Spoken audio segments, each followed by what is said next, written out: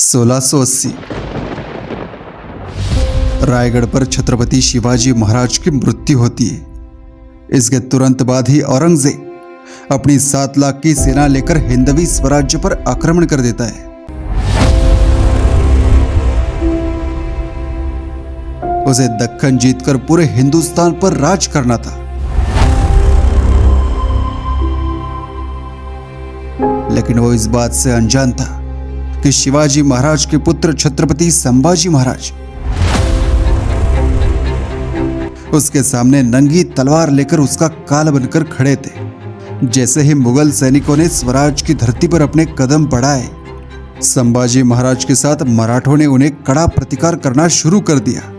उस समय छत्रपति संभाजी महाराज सिर्फ औरंगजेब से ही नहीं, बल्कि गोवा में पुर्तगीज, मुंबई में अंग्रेज, कोंकण में सिद्दी, ऐसे कई शत्रुओं से एक साथ लड़ रहे थे।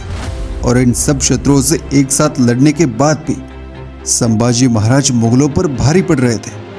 फिर उसके बाद औरंगजेब ने सोचा कि इस संभा को युद्ध में हराना मुश्किल है, इसे दूसरे तरीके से हराना होगा। तो उसने पैसों का लालच देकर कई मराठा सरदार खरीदे और इसी कारण से अपने ही लोगों की वजह से छत्रपति संभाजी महाराज जैसे महान पराक्रमी योद्धा को मुगलों के हाथों कैद होना पड़ा। अब संभाजी महाराज औरंगजेब के कैद में थे। फिर औरंगजेब भी उन्हें छोड़ने वाला नहीं था। लगातार 40 दिन तक संभाजी महाराज के शरीर को यातना देकर 11 मार्च 1689 को औरंगजेब ने उनकी हत्या कर दी।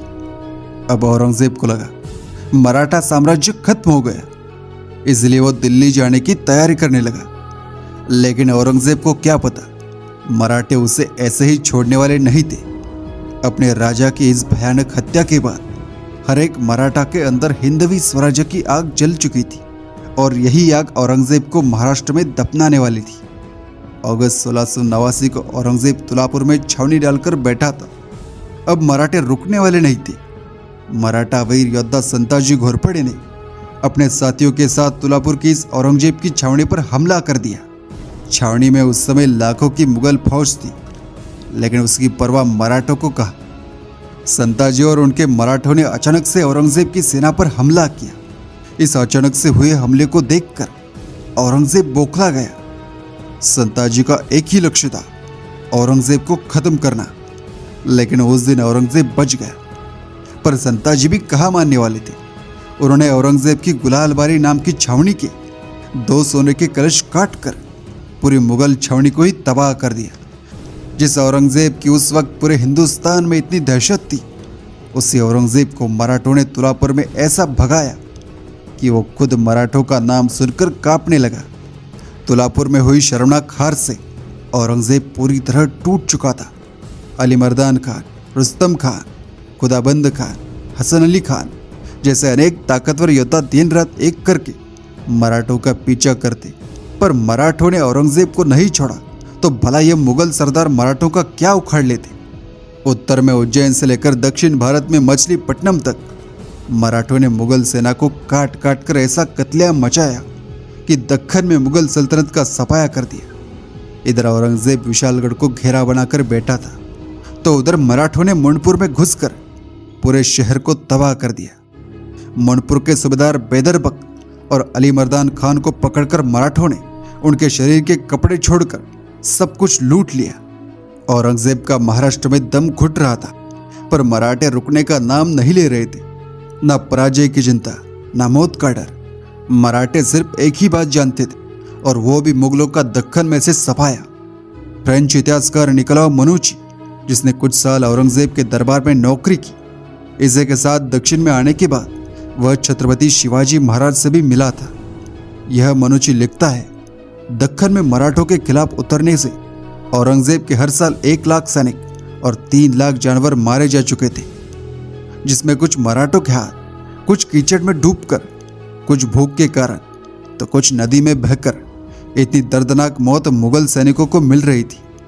मुगलों की ऐसी हालत थी तो जानवरों की तो पूछिए मत। बेशकीमती खजाना, ऊंट, घोड़े, हाथी, तोफखाने, जो भी मराठों के हाथ लगता, मराठे उसे लूटकर साफ कर देते। मराठों के हाथ कुछ न लगे, इसलिए मुगल इसमें से बहुत सी चीज़ों को जला डालते थे। मराठों के लगातार हमलों से औरंगजेब इतना कंगाल हो चुका था कि कई महीनों से मुगल सैनिकों को पगार भी नहीं हो रहा था। लगातार मराठों से मार खाने के बाद मुगलों की जीत की उम्मीदें टूट चुकी थी। अगर किसी मुगल सरदार को मराठों से किला हासिल भी करना है तो वह मराठों से हाथ मिला लेता और औरंगजेब से चुप कर मराठों को लाख रुपए तक की रकम देता। बदले में मराठे उसे किला सौंप देते।